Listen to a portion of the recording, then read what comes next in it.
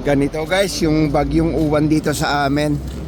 Ganyan lang yung ulan niya, pero walang pasok mga estudyante at saka walang pasok ng mga ibang trabahador dito sa bandang Taipei lang guys.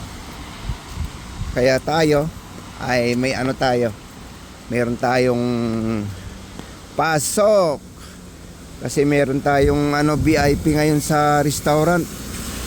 Mga reservation sila, kaya ito.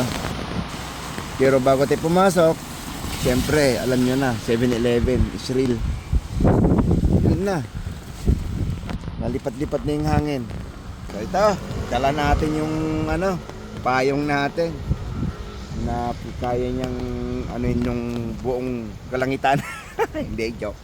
Malaki lang talaga, pwedeng 3 tao, 4. So yan, tara, tawid na tayo. Ito, nakachinelas lang tayo.